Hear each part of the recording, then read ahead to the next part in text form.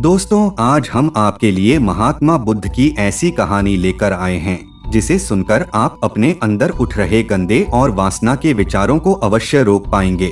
उससे पहले अगर आप भी भगवान बुद्ध को दिल से मानते हैं और उनके सच्चे भक्त हैं, तो कहानी को पूरा सुनें और चैनल को सब्सक्राइब करके कमेंट बॉक्स में नमो बुद्धाय अवश्य लिखें।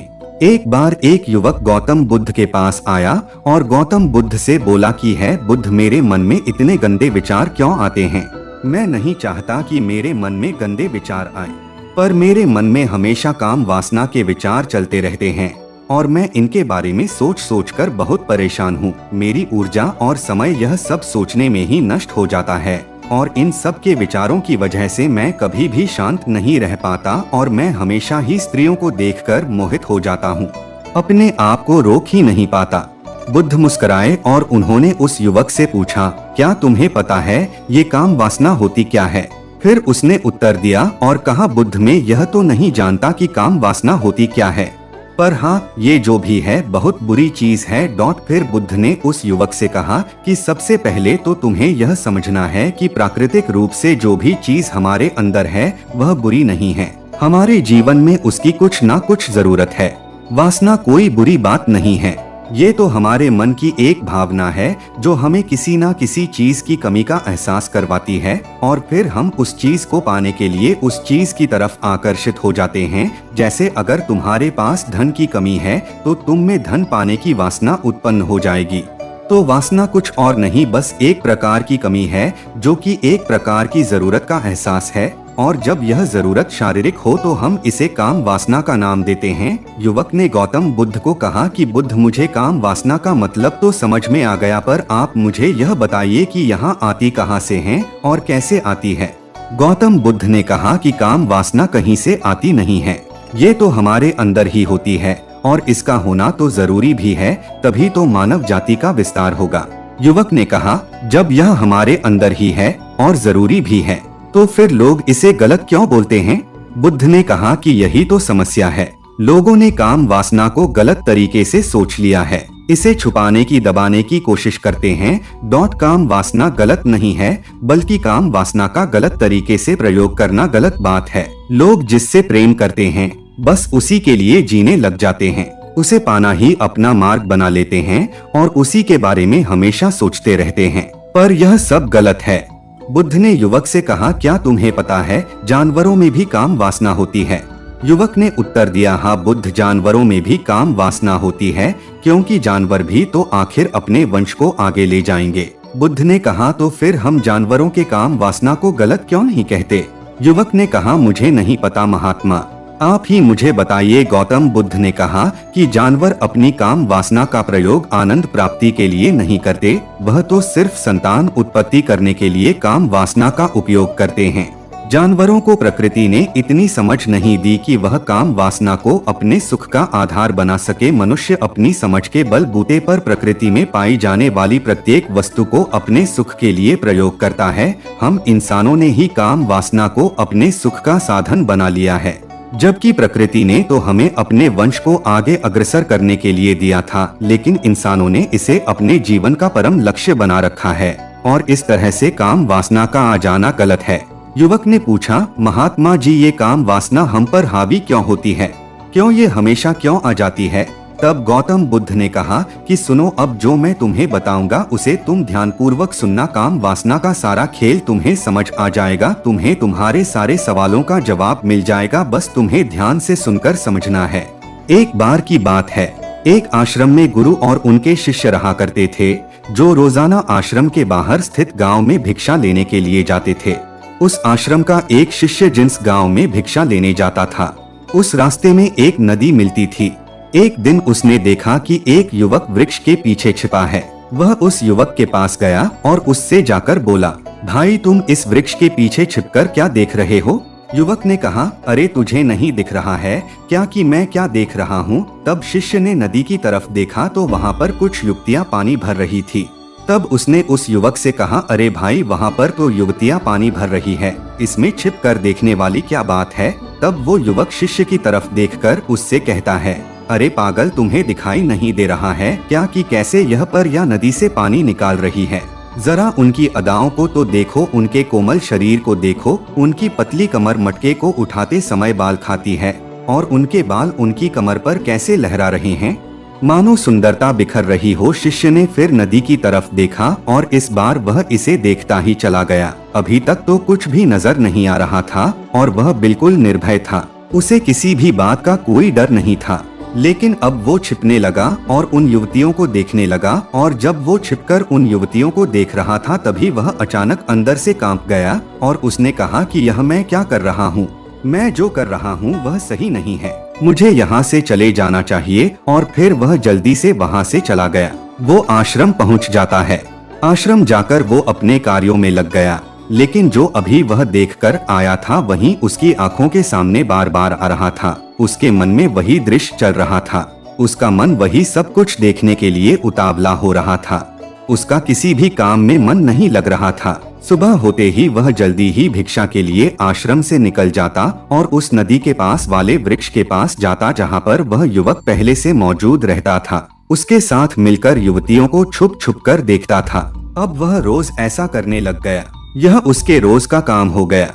अब उस शिष्य का मन किसी भी काम में नहीं लगता था। वो हमेशा ही किसी न किसी प्रकार के विचार में समझा रहता।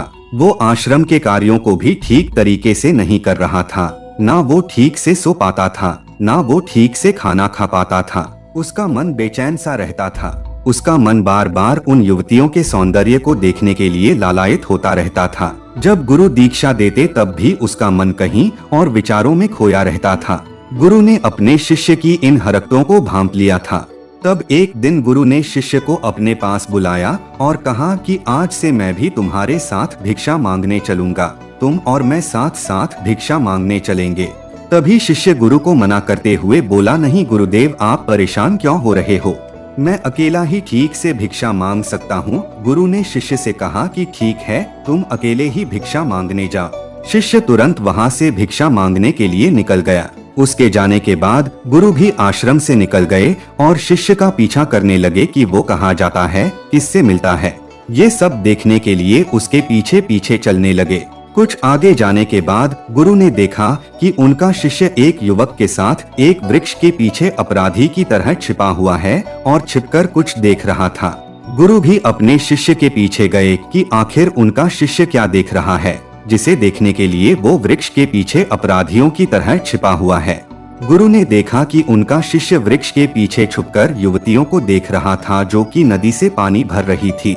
तभी गुरु ने शिष्य को कहा कि तुम क्या देख रहे हो। अपने गुरु की आवाज सुनकर वह शिष्य घबरा गया और उसके पसीने छूटने लगे। वह थर थर कांपने लगा, जैसे किसी चोर को चोरी करते समय रंगे हाथों धर लिया हो। उसकी हालत खराब हो गई। वह कुछ भी नहीं बोल रहा था। उसके मुंह से कुछ टूटे फूटे शब्द ही बाहर निकल रहे थे। वो अपने गुरु से नजर भी नहीं मिला पा रहा था। गुरु ने शिष्य की तरफ देखा और कहा कि मेरा शिष्य तो निर्भय था, उसे तो किसी भी चीज का डर नहीं था, लेकिन यह क्या, तुम तो डर के मारे कांप रहे हो। ने गुरु से कहा कि मुझे माफ कर दो गुरुदेव, मेरा इसमें कोई दोष नहीं है। उस युवक ने मुझे बहका दिया था, लेकिन आपसे मैं वादा करता हूँ कि आज के बाद मैं ऐसा कभी दोबारा नहीं करूँगा। मुझे माफ कर दो। गुरु ने शिष्य से कहा कि कोई बात नहीं, पर इस बात का तुम ध्यान रखना कि हम जैसी संगति करते हैं वैसा ही फल हमें प्राप्त होता है। उसके विचार हमारे अंदर प्रवेश करते हैं, इसीलिए अच्छी संगति करो जिससे तुम्हारे अंदर अच्छे विचारों का प्रवेश हो। फिर गुरु और शिष्य आश्रम लौट आए और फिर से आश्रम के कार्यों पर ध्यान देने लगे। उसने उस रास्ते को त्याग दिया और दूसरे रास्ते से जाने लगा। वो अपने काम को ध्यान से करता, लेकिन धीरे धीरे उसके अंदर क्रोध उत्पन्न हो गया और फिर वह दूसरों पर क्रोध करने लगा और बेचैन रहने लग गया। अब वो सही समय पर भोजन भी नहीं करता था। वह भोजन भी बहुत कम खाता था। एक रात गुरु शिष्य के पास आए और उसे बोले कि अब तक तुम कितनी बार अपने वादे से मुकर चुके हो। यह सुनकर शिष्य अपने गुरु के चरणों में गिर गया और रोने लगा। रोते रोते ही उसने गुरु से कहा कि गुरुदेव, मैं कई बार अपना वादा भूला हूँ, फिर वादा कर लेता हूँ, लेकिन हर बार मैं वादा भूला देता हूँ। मेरा मन मेरे नियंत्रण में है ही नहीं। मैं बहुत कोशिश करता हूँ कि मैं अपने मन से सारे बुरे विचारों को निकाल डालूं, लेकिन मैं चाहकर भी ऐसा नहीं कर पा रहा हूँ। फिर गुरु ने शिष्य को कहा कि चलो मेरे साथ, गुरु शिष्य को आश्रम के बगीचे में लेकर गए और शिष्य से कहा कि देखो यहाँ पर कुछ नाली बनी हुई है जिससे नदी का पानी इन पौधों तक आ रहा है और यह पानी एक निरंतर भाव से बह रहा है। क्या तुम इस पानी के बहाव को रोक सकते हो? शिष्य ने कहा कि हाँ गुरुदेव, मैं इस बहाव को रोक सकता हूँ। फिर शिष्य ने मिट्टी उठाकर उस नाली में डाल दी। वो पानी कुछ देर के लिए रुक गया और फिर कुछ समय बाद मिट्टी के ऊपर से पानी बह गया। गुरु ने शिष्य से कहा, अरे यह क्या, ये तो पानी रुका ही नहीं।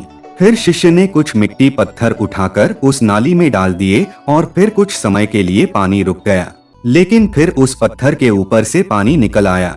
फिर गुरु ने कहा कि यह क्या हुआ, पानी तो फिर से बह गया। हम तो बोल रहे थे कि तुम इसे रोक दोगे।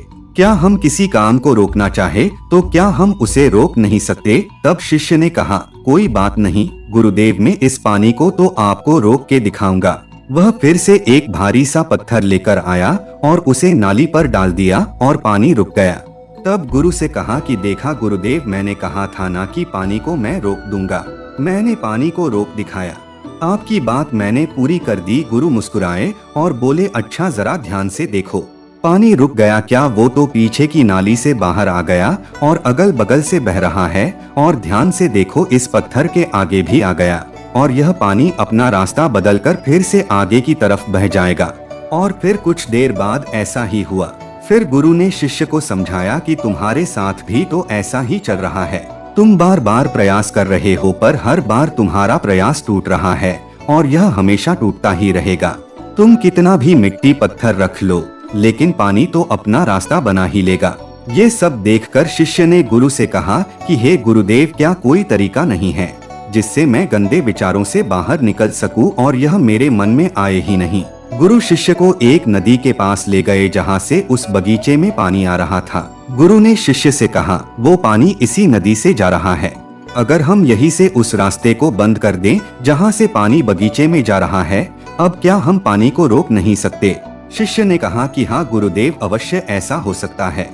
मैं इस पानी को यहीं से बंद कर देता हूँ। तब आगे की नाली में पानी जाएगा ही नहीं और फिर बगीचे में पानी जाएगा ही नहीं। फिर शिष्य ने नदी से जाने वाले रास्ते को बहुत मेहनत करके पत्थर और मिट्टी डाल डालकर बंद कर दिया और गुरु से कहा कि गुरुदेव, मैंने पानी को बंद कर दिया है, अब यह पानी बगीचे में जाएगा ही नहीं। तब गुरु ने कहा कि अगर पानी बगीचे में नहीं जाएगा तो पौधों को पानी कहाँ से मिलेगा? उन पौधों को तो पानी की आवश्यकता है और उन पौधों में कुछ पौधे तो ऐसे हैं जिनको रोज पानी की आवश्यकता है। वह तो मुरझाकर मर ही जाएंगे, उनका क्या होगा? पानी तो हमें खोलना ही होगा। शिष्य ने गुरु की बात सुनकर वापस नदी से जाने वाले पानी का रास्ता खोल दिया। तब गुरु ने शिष्य से पूछा कि अगर हम इस नदी के पूरे पानी को बगीचे की तरफ कर दे तो क्या होगा? तब शिष्य ने जवाब दिया कि गुरुदेव, वहाँ पर जितने भी पौधे हैं वो गलकर नष्ट हो जाएंगे, वहाँ पर कुछ नहीं बचेगा। फिर गुरु मुस्कुराए और बोले, तुम इस बात को समझो कि हमें किसी भी चीज को रोकना नहीं है, बस हमें हमेशा संतुलन बनाए रखना है। कम पानी से भी पौधे नष्ट होते हैं और ज्यादा पानी से भी पौधे नष्ट होते हैं। हमारा जीवन संतुलन से ही चलता है। गुरु ने शिष्य से कहा कि अगर मैं तुम्हें कहूँ कि तुम आम के बारे में मत सोचो तो तुम्हारे मन में सबसे पहले किसका चित्र आएगा? शिष्य ने कहा कि गुरुदेव, मेरे मन में तो पहला चित्र आम का ही आएगा। गुरु ने कहा कि जब हम गंदे विचारों को जबरदस्ती रोकने का प्रयास करते हैं तो वह और मजबूती के साथ हमारे अंदर प्रवेश करते हैं, हमारे अंदर उठते हैं। इसीलिए हमें उन्हें कभी भी दबाने की कोशिश नहीं करनी चाहिए। फिर गुरु ने शिष्य को समझाते हुए कहा कि हमारे गंदे विचार बुरे लोगों की संगति करने की वजह से भी आते हैं। कई बार क्या होता है कि कामुकता हमारे अंदर होती नहीं है, लेकिन कुछ अश्लील लोगों के साथ रहने की वजह से यह हमारे अंदर हावी हो जाती है। फिर शिष्य ने कहा कि गुरुदेव, आप सही कह रहे हैं, मैं अपने मार्ग से भटक गया था। फिर वह शिष्य उस रात बहुत ही चैन की नींद सोया। सुबह अपने कार्यों को पूरे मन से किया और फिर सुबह वो भिक्षा लेने के लिए उसी रास्ते से गया जहाँ वह युवक आज भी वृक्ष के पीछे छुपकर उन युवतियों को देख रहा था। वह शिष्य नदी पर गया जहाँ वह युवतियाँ पानी भर रही थी। उसने उनसे पानी मांगा। उनमें से एक ने उसे पानी पिलाया और उस सन्यासी शिष्य के चरण छुए। शिष्य ने उसे आशीर्वाद दिया कि तुम्हारा कल्याण हो। उसका मन सकारात्मक ऊर्जा से भर गया। उसके चेहरे पर मुस्कान आ गई थी। जैसे कि उसे कुछ खोया हुआ वापस मिल गया हो, वह वापस अपने रास्ते से जाने लगा। तभी पीछे से वह युवक आ गया जो वृक्ष के पीछे छुपा हुआ था। वह शिष्य के पास आया और बोला कि क्या बात है, आज तो तुमने नजदीक से दर्शन कर लिए, तुम तो मुझसे भी आगे निकले। तब शिष्य ने कहा कि हम हमेशा दूसरे के दर्शन करने में ही व्यस्त रहते हैं, अपने दर्शन कर ही नहीं पाते। तुम कब तक इस वृक्ष के पीछे छुपते रहोगे? किसी को पसंद कर लो, उससे बोल दो, अगर वो भी तुम्हें पसंद करती है तो शादी कर लो और उससे पहले तुम कुछ बन जाओ। अपने आप को पहचान लो, ऐसे अपना समय बर्बाद मत करो। फिर वह युवक रोज उससे मिलने लगा और उस युवक ने नदी पर जाना त्याग दिया और फिर वह युवक अपने जीवन में कुछ बनने के लिए संघर्ष करने लगा। तो तुमने देखा संगति का असर क्या होता है। अपनी संगति बदलो, अपने विचार बदलो। बुद्ध ने युवक से पूछा कि क्या तुम्हें तुम्हारे सारे सवालों का जवाब मिल गया? तब युवक ने कहा कि हाँ महात्मा जी, आपका बहुत बहुत धन्यवाद। तब गौतम बुद्ध ने युवक से कहा कि जब तुम्हारे मन में गंदे विचार आए तब आप अपने आप को दोषी मत मानो, केवल उन विचारों में संतुलन बनाने का प्रयास करो और अपने आप को पहचानो। धन्यवाद।